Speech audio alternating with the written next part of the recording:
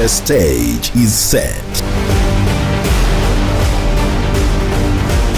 The challengers are ready. And the battle of ideas is about to begin. How many youth can these people employ? Get ready for season 2 of the ultimate debate competition, where the sharpest minds, the boldest arguments, because all we want is eradicating poverty at its grassroots level, and the brightest young debaters go head to head. Who will rise to the top? We're going to be having healthy citizens. Who will claim the title? Tune in to find out in the explosive TV debate competition season 2, presented by iDebate.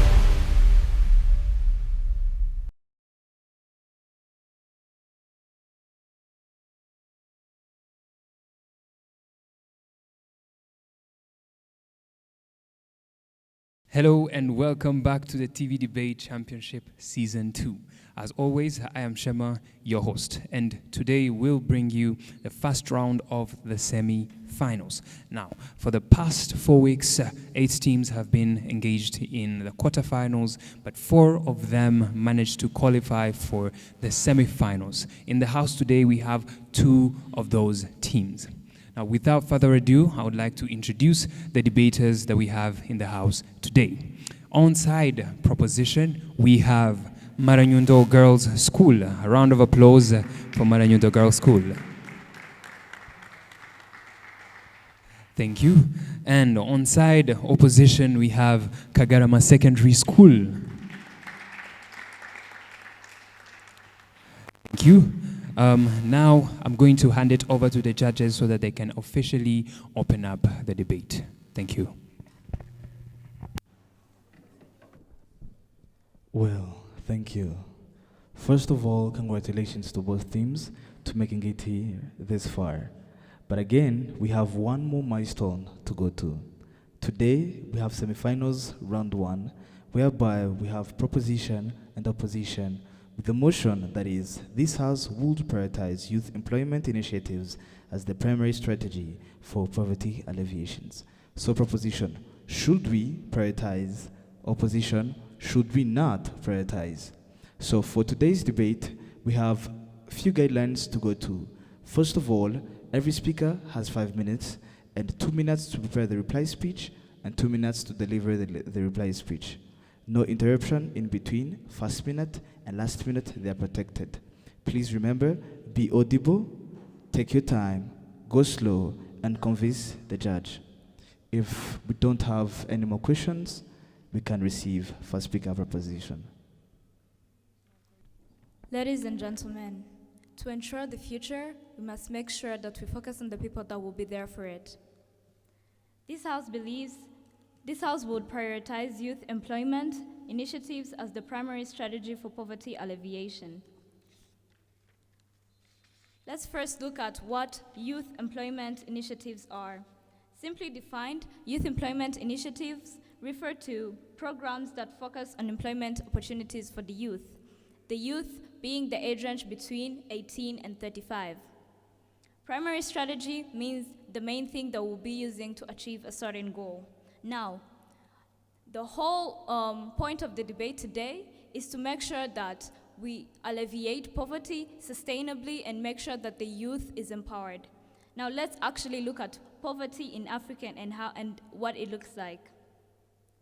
When we talk about poverty in Africa, we talk about a continent that has most of the population, the continent that has countries with most of its population, some of them more than half of its population under the poverty line. When we look at the demographics of Africa in general, we can clearly tell that youth is most prevalent in the population. When we actually look at the causes of these intergenerational poverty cycles in Africa, we can find unemployment, we can find inadequate or unquality education, and lack of access to financial services. This further widens economic gaps, creating vicious cycles of poverty that run through generations, creating cycles of malnutrition, lack of access to healthcare. So, when we look at unemployment, we find that the biggest percentage of people who are unemployed are the youth. So this is why we're actually focusing on the youth, because if we can if we can actually make sure that the biggest population that is unemployed gets jobs, if we make sure that we can provide for them, that means we are actually alleviating poverty. These vicious cycles run back to become a burden to the government, forcing the government to create social safety nets, to create safety programs for these people to actually make sure that they provide for them. And the largest portion of unemployment, is comprised by the youth. In prioritization of the youth, we are also going to be able to actually empower other sectors. Now, moving on, how are we actually going to do it? The proposition side chooses to focus this debate on countries that have considerable political stability, because we realize that that is going to be the most effective. Now, for countries that have unbearable amount of civil wars and political instabilities, we choose to make sure that they focus on stabilizing the country so that they can actually start focusing on empowering the youth, because these employment opportunities are not going to be able to work or be effective in civil wars. Now, we are implementing our plan into categories. There are two scenarios of youth that is unemployed. There is the first scenario of youth that has received education, yes, but still can find employment opportunities. And there is a second category of youth that was born in extreme poverty and is barely skilled. This both categories is youth that is actually vulnerable to falling to poverty and lacking basic needs.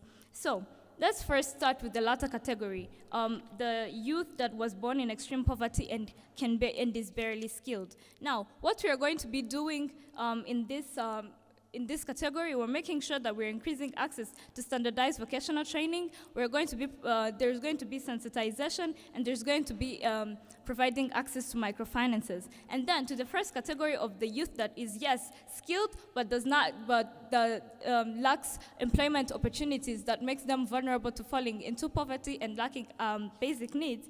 What we are going to do, we are going to be establishing a policy that requires startups to employ 50% of their hires should be youth, meaning the age range of 18 to 35. Now, the opposition has to present another primary strategy that is going to deal with the causes of poverty sustainably and show us in the long run how youth is being empowered. Thank you. I raise my case.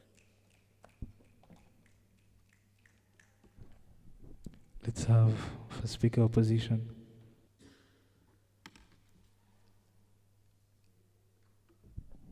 Time starts now. Now, thank you, dear judges. I'm by the names of Adita Greta. I'm first speaker from the opposition side, proud to oppose today's motion, which that this House would prioritize youth employment initiatives as the primary strategy for poverty alleviation in Africa. Now, we have a problem of poverty in Africa, where the most or bigger percentage of the world's poverty is contributed on by African countries. Now, dear judges, I care to explain the most or important word that is based on in this motion. We have primary strategy. Primary strategy means the main strategy. Now, judges, we should, what should be the main strategy is the strategy that tackles everything and alleviates poverty in today's motion, dear judges. Now, for us to address poverty, we have to look at the main causes of poverty. Now, what are the main causes of poverty? We have political instabilities. Look at Congo, dear judges. We have Congo as a case that has the most political instabilities. There are corruptions and embezzlement. Now, dear judges, the proposition side comes here and talks about how they're basing their motion in the countries with the most which have the political stabilities. Now, we warn that we as the opposition side, are these countries the only ones that are facing poverty? Because at the end of the day, we see that most countries from African countries are the ones that are contributing the poverty rates are contributing to the world's poverty. Now, if they base the motion to the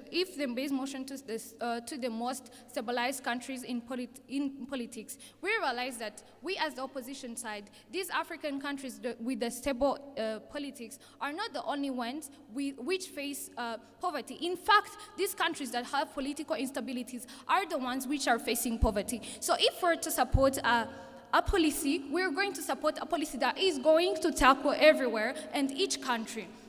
Now, we also have economic instabilities. Realize that these African countries are the same countries that are poor, dear judges. Now, if we're going to implement youth employment initiatives, that involves giving them funds, which we do not have, we as African countries. Now, we also have poor healthcare. We have epidemics that are rising up, like monkeypox. These monkeypoxes start from Africa. Why? Because we do not have healthy sanitations, because we cannot access healthcare Point of information. properly. Wait, please. We also have problems like climate change. So if we're going to support something, we should support Point of something. information, I insist. Wait, please. We're going to support something that should tackle every area of the problems that we have that cause poverty in African nations. We also have lack of quality education, dear judges. We see that in the background. We see that in the background of these people, we have illiterate people, which make the most percentage of the vulnerable societies that we have in Africa. So if we're going to tackle the problem of poverty, we have to tackle the problem that also cares about the vulnerable societies. Now, in this house, we're supposed to prioritize something that gives us the most outcome. In the most outcome, we mean something that tackles poverty in a holistic approach. Analyzing the props case, we already have the following. A big number of opportunities occupied by the is occupied by the youth. What do we mean? We have iDebate. iDebate that gives jobs to youth. We also have ALX. Wait, please, if you're going to give up your eye. So we have ALX, we also have iDebate, which are empowering the youth. So we see that this policy is already there, and it is not contributing to the alleviation of poverty. Now, we as the opposition side, we don't say that we neglect the youth employment initiatives, but what we say, should it be the main priority? Why it should not be the main priority? Why? Because it is already there, and it is not tackling everything in the concept of poverty. Now, the prop takes the debate if they prove to us that reprioritizing the youth employment tackles the most of the issues of poverty so as to give the most outcome. Prove how it is going to tackle political instabilities and vulnerable populations. We see that the props case tackle one thing, job creation, which has the following characteristics. It is not the most pressing for poverty, and it does not alleviate poverty in all. Now, the props case does not alleviate poverty because there are problems like political instabilities that at the end of the day are not being supported, and we have also, it is not the most oppressing, for poverty, because at the end of the day, if we're tackling the problem of poverty, we tackle everything and anything. Thank you, dear judges. I rest my case.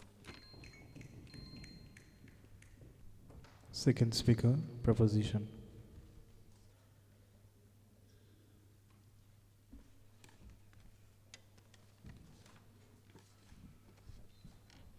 Your time starts when you're ready. Now, as the motion is still the same, this House would prioritize youth employment initiatives as primary strategy for poverty alleviation in Africa. First of all, why do we call it primary? Well, I think as she talked about poverty is having health problems, education, and all that. In the first place, you cannot go to school without money. You cannot access health without money. You have to pay for all those services. And then if there is something, an alternative that will help you get the money that you need so that you could access health, so that you could access education, so that you could access all those things that poverty means, then I think that is a primary thing that you actually have to focus on.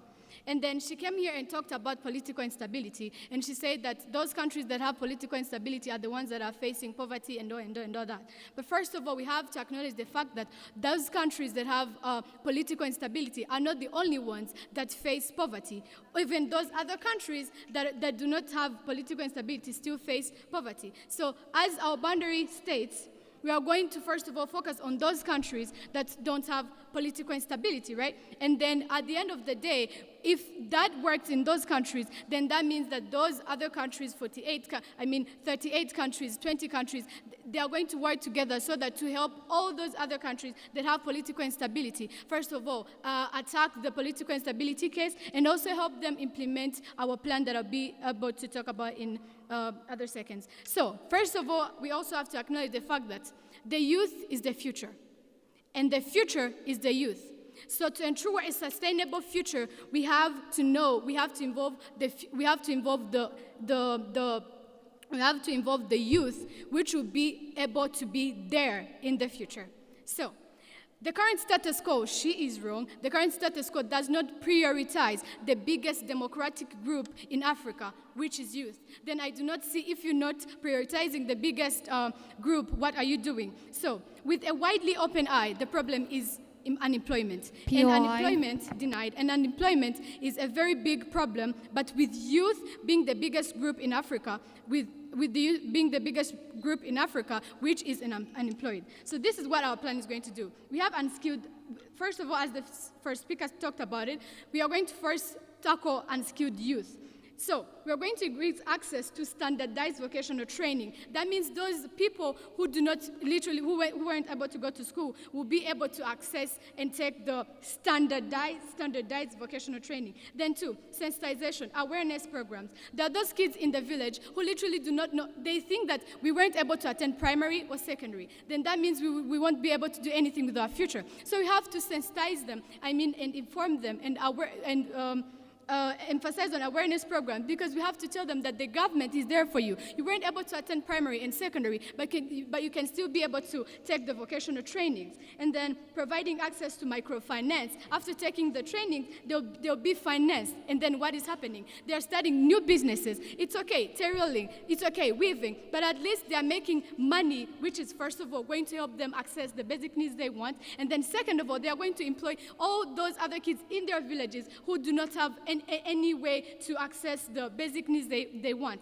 So if they started the businesses, they're making money, that means they're getting health, they'll be able to pay for their kids to go to school, and they'll be able to get food and also employ those other people. And here we're now attacking poverty at grassroots level. And then we have two, skilled youth, setting up a policy to encourage startups to employ youth 50% that meets all the standards of the jobs. And now what is happening? Those youth that are finishing high school, the youth that is finishing high school, now at the end of the day, they'll be having jobs that is able to pay them. And then if they are going to be paid, that means they'll still be able to access health. Now they'll be able to get food and solve the problem of malnutrition. And then at the end of the day, again, we're solving poverty at grassroots level. So how is this sustainable? If I am able to get a job, I can pay for my child. That is literally breaking intergenerational poverty. And we're literally seeking for sustainable solution. And now, we literally want to have to worry about all other sectors like agriculture, like service provision, like infrastructure, because kids with skills, kids with mindful ideas, youth with mindful ideas, skills, and energy will be the one enrolling in those businesses. And at the end of the day, we'll be having productivity will increase. And at the end of the day, sustainability is met. Thank you.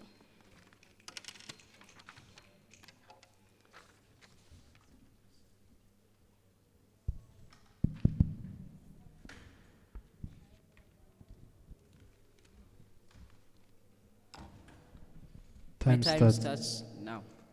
Ladies and gentlemen, second speaker from the opposition side, my name is Aguza Franco. Now, before we initiate anything, let's first understand the political stability or the ground they have put up by initiating such activity in countries that are politically stable. First of all, do we understand that if we are doing this, we are limiting the scale on which we are affecting the youth? Because not most of the countries have political stability. That means we're engaging with less youth in such a boundary. But number two, do you understand, could you tell me any country that in Africa has political stability? That means has never had a coup d'etat, has never had conflicts with political parties, has never had those cases of political instabilities. And if you're to highlight them, do you understand that poverty, first of all, is a holistic problem that needs a holistic approach? Because poverty, first of all, we understand, could be caused by lack of healthcare, lack of education, but also we understand it could be caused by the poor infrastructure systems. But first of all, let's understand Africa itself. Africa is a country that has humanitarian crises, economic instabilities, that has debt burdens and climate change. Do we understand that we employing the youth, they do their abilities in the state that Africa is in right now? For example, they're talking about one of the ways they're going to do so is increased vocation, microfinances, equality education, creating job opportunities for them, and so many. Do we understand that the country with most, let's begin with countries below Saharan region. These are countries that have debts almost above 100% of their GDP. These are countries who lack funds, who get everything from the Westerners. So do you understand there is lack of funds in creating such activities, but also we should understand ourselves. Youth being the most employed people, and also being the most, they are the most population in Africa, they are the most unemployed population, but still the most employed population. Why are they unemployed? The thing is because of lack of quality education. Now, why do they even those, why we talk on quality education? They lack quality education to enforce or put in case or to put in practicals what they learn. They lack the infrastructures, they lack the professional student, the professional teachers, they lack the skills, they lack even themselves what to do. Now, what does this tell us? We need to enforce quality education. Now, in enforcing quality education, we should understand in Africa, where, first of all, there are lack of funds, lack of enough funds to enforce it to everybody, but also in their ground where they're talking about political stability countries, which does not prove the scale of they're talking about. But also should we understand that they're approaching poverty in an holistic approach, because first of all, if you're going to give a job to someone, you should understand, will that person be able to incorporate such a job and be able to give himself a sustainable income in a country that has a lot of debt burdens, in a country that is facing climate change, in a country that is facing epidemics, in a country that is facing food shortage, in a country that has vulnerable populations such as men and women who are at the grassroots level and cannot afford food, who are at the grassroots level and cannot afford to put a meal to their children. You should understand, in doing so, we do not support the opposition side because their approach does not tackle. Let me first clear something. We prioritize something, or we should prioritize quality education, or we should prioritize youth employment if it is the primary strategy. That means it is the one that gives the most outcomes in addressing poverty, in alleviating poverty. So if they are not to prove us how youth employment will give the most outcomes in addressing poverty, that means they're not taking the debate, because it won't be the primary strategy, because the primary strategy is the one that gives the most outcomes. As with the oppositions, our job is to oppose the proposition side. We prove to you that it cannot be the most initiative we choose as youth employment, because it does not give the most outcome of poverty alleviation, because it does not meet those vulnerable populations who are illiterate, it does not meet those vulnerable populations who are ill in their beds, it does not meet the vulnerable populations who are there and are waiting for something the government to do for them. So that means to understand, we need a holistic approach that does not only tackle education or job creation, but also that one that can tackle climate change, that one can tackle debt burdens, that one that can tackle humanitarian crises, which can effectively and can be the best in giving the most results of poverty alleviation, of which we find youth employment not being through. Also, let's come with the status quo analysis. We have very many youth employed opportunities that are out there. We have very many youth that are engaging in entrepreneurship, that are engaging even in government offices. But we ask ourselves, why is still poverty being a problem in Africa? It's because we are tackling the wrong hand, because we are tackling something that does not make a significance. That's why we should not make it a primary strategy. Instead, we should look for something that has a holistic approach of engaging in poverty alleviation, of which we find youth employment not being one, because first of all, we already have some of the youth are employed, but still poverty being the problem. Number two, we cannot be able to give quality education to these youth so that they can come and engage in such things, but also in the implementation strategy that lacks funds in Africa, that lacks the facilities, that lacks the quality people. But also should we understand ourselves that this is impossible and is inappropriate because it does not address poverty with a holistic approach and does not give the most results. I rest my case. Third speaker proposition.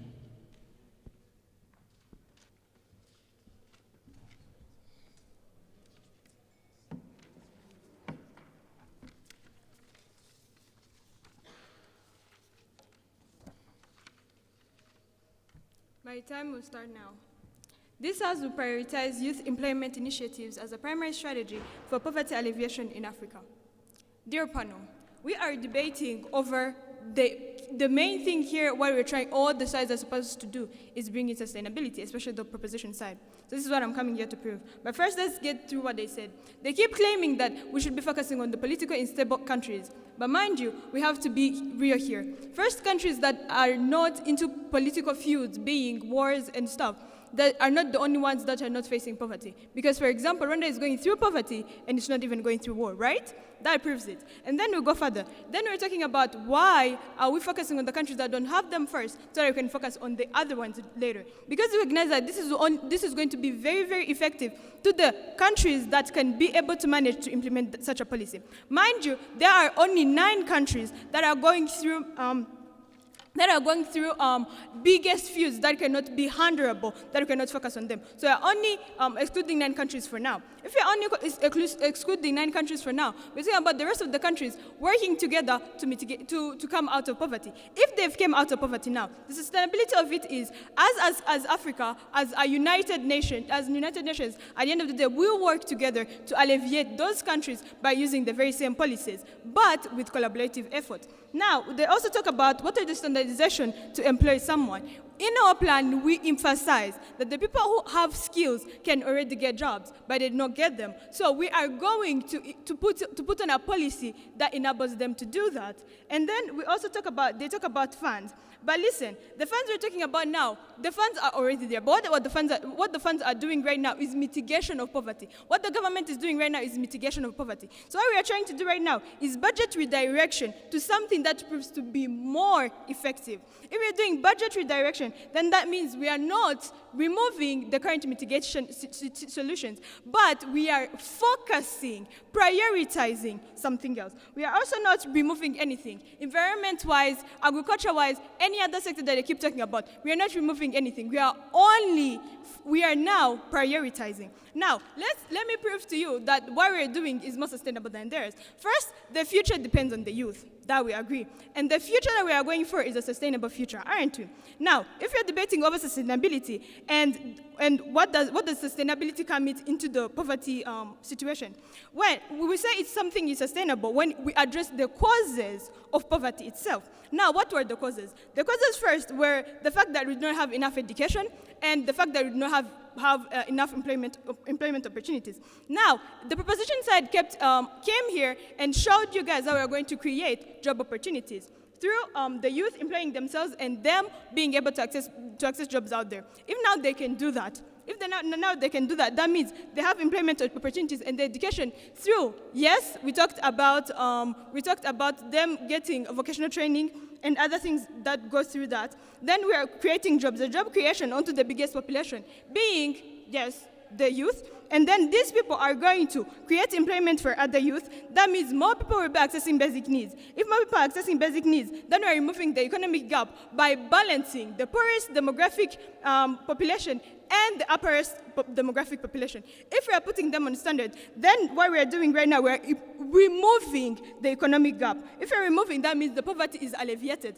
And then we talk about this job creation will also break intergenerational poverty. Because if I give birth to a kid right now, and that kid is born in situations where I have the money to put them in school, to have them access all the basic needs, including healthcare, including everything that they will need to grow up as good people, then at the end of the day, we are having the kids who will access their basic needs, hence sustainability, because they will grow up with parents who are able to put them in schools and then they create jobs themselves. The sustainability being that at the end of the day, we're not focusing merely on this generation, but we are also talking about the generation that is going to come from them. And we're talking about an Africa that has nothing except a story of poverty back then. And we're also talking about more services that we are going to they keep talking about a holistic approach. But mind you, this is a holistic approach because we're not removing any sector, we're not excluding any sector, because the youth are they are going to be working in every single of this sector. And the youth, being the biggest population and being the people with the skills that are needed right now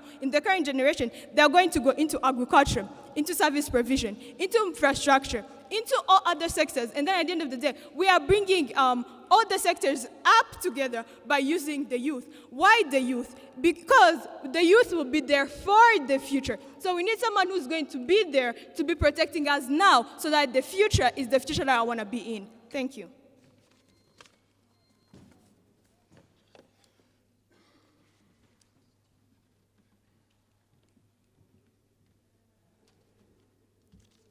Okay, my time starts now. Judge, the main key points in this debate were only 8, one being climate change, second being political instability, third being poor healthcare, fourth being lack of quality education, fifth being debt burdens, economic stability, humanitarian crisis, and food insecurity. I tell you how they addressed each and every single problem of theirs and how we feel like they did not address any of the problems that we just addressed, that we just laid out in the first speech. One being climate change. the COP31 meeting left out a statistic proving that by 2030, the negative effects of climate change will have increased by 55% increase rate. But then, Judge, the implement of youth is not in any way addressing the problem of climate change, because they never highlighted any way that this one is going to be addressing climate change. It's going to be sustainable by not addressing climate change. But then, if we still have problems of climate change in the future, at the same time, those problems will be causing like any kind of solution that will be coming will be addressed by climate change, because climate change itself can kill each and every single thing that they bring in their plan. They also talked about, we also brought a clash of political instabilities, and of which they talked about only 9 countries which are politically unstable. But then remember, judges, all the 13 countries of the Western African countries are unstable. Have Kenya, which is unstable currently because they are protesting in the same country. Have Congo, which is unstable because it's always in wars. We have Rwanda, which is unstable because you have people like Kayumba who are always causing problems with us, because also in the same wars with Congo. But 13 plus those countries, plus countries like Uganda, plus countries like Mali with coup d'etats, plus countries like Libya, plus countries with Liberia, and they give us no example of any country which is politically stable. And then we do not find the scalability of putting them in the politically stable countries, not giving us evidence that they are stable countries they're going to be working with. And then the scalability does not work because they're not giving us the countries they're going to be working with. They also talked about we also raised up a problem of lack of qualification, and they bring things of vocation trainings and also qualification giving. But they just don't give us the source of resources, the source of funds they're going to be needing to put the infrastructures in which those vocation trainings will be given in. They're also giving us also fund where the field works will be done. They're giving us also fund where they need the professional facilitators to be facilitating those vocation trainings they're giving, because they don't have the same people in Africa. If they're not giving us all that, they fail on that class of qualification because they don't have qualification that the youth deserve to be on the same market labor for everyone. We also brought a problem of debt burdens because Rwanda itself is using 70% of its budget in debt settlement. In paying this. If you cannot address the problem of debt, then we don't need to invest in any other kind of problem, because we need to first hand address the problem that would cause us problems in the first hand. We also have a problem of economic instabilities because African countries, they are all poor. They have economic instabilities. They cannot fund such kind of programs that bring in. They cannot fund any kind of thing that get in. But then, how many youth can these people employ? How many youth can these people employ to address the whole poverty in Africa, to alleviate poverty totally, because they alleviate because it itself means moving poverty? And then, how much can you employ? How much can they employ those youth to also sustain their families, to also sustain their fathers who are also unemployed, to also employ their mothers who are also unemployed, to also employ their families in the future? How much can they give them so that they can sustain this kind of development? We also brought up problems of humanitarian crisis, where we talked about epidemics in Africa, monkeypox, coronavirus. We also talked about diseases of malaria. These are all the diseases that need to be addressed in fast time. But then there is no life in the future when there's no life currently, because they'll think about sustainability in the future. But then currently we're facing diseases like malaria, we're facing diseases like monkeypox. But then if you cannot address the problems in the status quo, then there's no need of addressing the future, because the future itself does not have anyone if it doesn't have the current status quo. Because if people are dying now, there is no future at the end of the day. If they cannot address the problems right now, they also cannot address the problems in the future. We also brought a problem for food insecurity, that like the employment will be enough for them. The employment will be enough for the youth to go and get the food. But then is the food insecurity only in youth, but it's also in the fathers of the youth. It's also in the children of the fathers of the youth. But if you cannot address problems for the youth, for the children, also address problems for them, for the fathers. Being a very big population of youth, I understand it might be a very big population, but then let's debate in reality. If you cannot address the problems for the fathers who can also produce the children for the future, and then do you think that the youth can only sustain the future? Do you think like the payments you want to be giving is enough for them to sustain the future? Then they are failing on the problem of food insecurity, because the employment stuff they're giving cannot sustain all the youth of Africa, because the youth of Africa in first hand does not have the skills that are needed on the labor market, does not have the qualification, because the vocational training they also bring in is unapplicable in their question simply applicability, because they don't have source of funds to do all that. They're failing on the clashes of qualification, failing on the clashes of climate change, failing on the clashes that she brought up, because in a world of assumptions, we feel like it can be effective, but in a world of assumptions, but in a world of reality, we cannot fund all this. We cannot do any of the things. They also talked about youth helping the kids in their families. But do we think youth have kids? They don't have kids. They're just youth. I mean, they're unmarried. They don't have wives. But then how can they solve the problems of the kids in their families, and of which they can't even solve the problems of their families? How they can sustain their future, and of which they don't have enough money to sustain their life currently? They also kept about talking about like most youth are unemployed, but we told them that the reason as to why they are unemployed is just because they don't have the necessary skills to deserve the job on the labor market, and the lack of labor skills that brings in the vocational trainings, which is applicable at the end of the day, feel like to take the debate because they cannot address any of the challenges brought on the table. Well, thank you for both teams for this engaging debate. So you have around 2 minutes to prepare the reply speech, and 2 minutes to deliver, and we start from opposition. Remember, take your time, be slow. Good luck.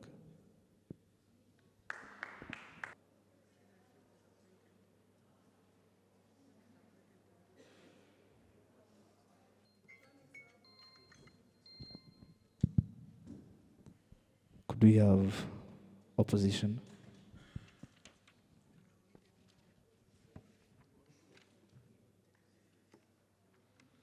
Your time starts now. I believe the motion of today is going to understand that we should have a holistic approach to address poverty, and we, in prioritizing something, we should make sure it is the one that has the most effect in addressing poverty. Number one, they fail on the point of clashes, which include climate change, where they fail to tackle anything by youth employment. How does that reduce climate change? But also we should understand the effects of climate change in food insecurity, which they're trying to solve, which shows that failing on that. Two, political instabilities, which they show is unrealistic, because failure to give any country that has political stability, failure to give any country that such a thing exists, but also they're limited, there is no scale they're showing, because no country is also going to be put in place. Three, lack of quality education, because we understand many youth are not employed because of the lack of quality education, and we do not have the funds, the facilities that employed the specific and skilled professionals to give such a quality education. So if we cannot give such a quality education, then how are you employing them without the quality skills that are necessary? Four, debt burdens. Most of the countries with debt burdens that are above their GDP, that means they cannot be able to facilitate such actions. They cannot be able to put in place such actions because of the lack of funds themselves to fund such activities. Then number five, economic instabilities in the countries that are unable, that make the market very unfair for them, but also that makes the government unable to facilitate what they're putting in place. And this is still showing that youth employment does not address poverty the most. Five, humanitarian factors, where we have epidemics, we have shortage of food, we have droughts, we have very many problems that are affecting people, and they do not show how youth employment will reduce that. So end with this, we should prove that this poverty needs a holistic approach, of which we find youth employment does not do so, because of all these cases does not tackle, of all these cases it does not show how it addresses, but also causes more problems and causes more deaths to the country and causes more inflations. So today's debate, we the opposition take the debate because we prove to you how youth employment does not become the most, and also does not give the primary strategy, because it does not give the most results in what you're expecting. But also we should show you, we prove to you that how they are talking about the implementation strategy by the lack of funds does not be able in the world of Africa. I rest my case, we take the debate.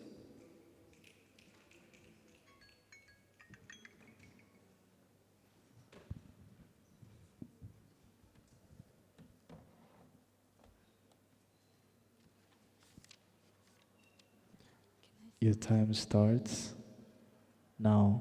Ladies and gentlemen, this House would prioritize youth employment initiatives as the primary strategy for poverty alleviation in Africa.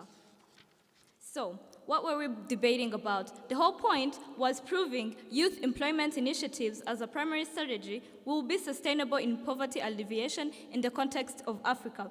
Our case was we were proving that youth has the biggest the demographic, which means it takes a big part. So if we solve its problem, that means there will be effectiveness, because we're practically be solving a big part. And then we talked about the causes of poverty. We talked about lack of education. We talked about unemployment. Our plan came showing that we're going to be tackling this in terms of skilled and unskilled, which means we're tackling vulnerable people who are susceptible to poverty. We were breaking vicious cycles through vocational trainings, and we were growing other sectors because we're improving them by putting their skilled youth. And then the point of clashes that kept coming up was political instability, to which we responded, countries that have political instabilities are not the only countries that are actually poor. So that is why we are choosing to focus on these other countries so that it can be effective, because 44 out of 54 is a really high effective rate. And then after that, we'll be able to work with these other countries that are facing war, but we chose to make sure that they first focus on solving political instabilities. And then they talked about climate change, they talked about health, but what they kept forgetting is that all these measures that usually exist were not actually removed. When they talked about funds, we told them it's merely budget redirection. So we were prioritizing, we're not removing things that were still there. Our impacts included job creation, access to basic needs, and social equity, which proved that we were able to tackle the basic causes of poverty that we brought to the table. Thank you very much. I raised my case.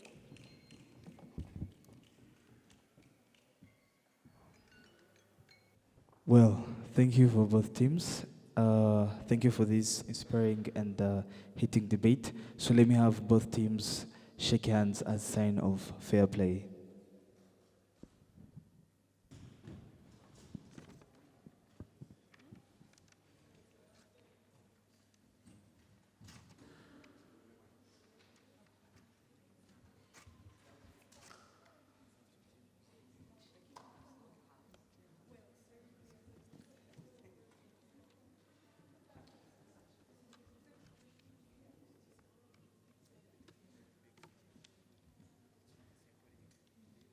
So after that, we are so glad to have both teams. Fair play, it's a friendly, though there has to be a winner. And today's panel was compromised with Izere Brian as your head judge and Deborah Wase. Inakoze Jessica. Thank you. So mainly, today's debate, a simple tip, but of course we have the votes here, and we're not giving the votes right now. Of course, I have to make life hard for you guys. So a simple tip for both teams is you did good, but what matters most is not who wins or who loses. What matters is not mainly who takes this round, but who learns most to take the next round from here. So with that said, thank you. Let me hand over the debate and the stand to the MC. Thank you.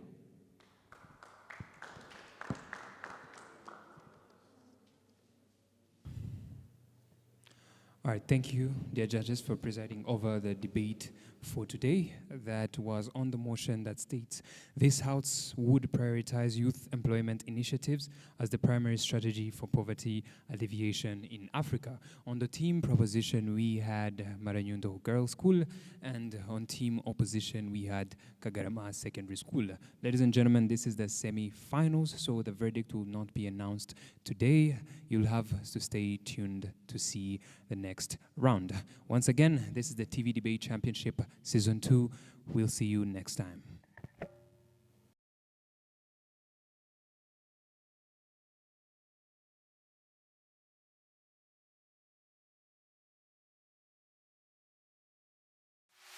The stage is set. The challengers are ready. And the battle of ideas is about to begin. How many youth can these people employ? Get ready for Season 2 of the Ultimate Debate Competition, where the sharpest minds, the boldest arguments, because all we want is eradicating poverty at its grassroots level, and the brightest young debaters go head to head. Who will rise to the top? We're going to be having healthy citizens. Who will claim the title? Tune in to find out in the explosive TV Debate Competition Season 2, presented by iDebate.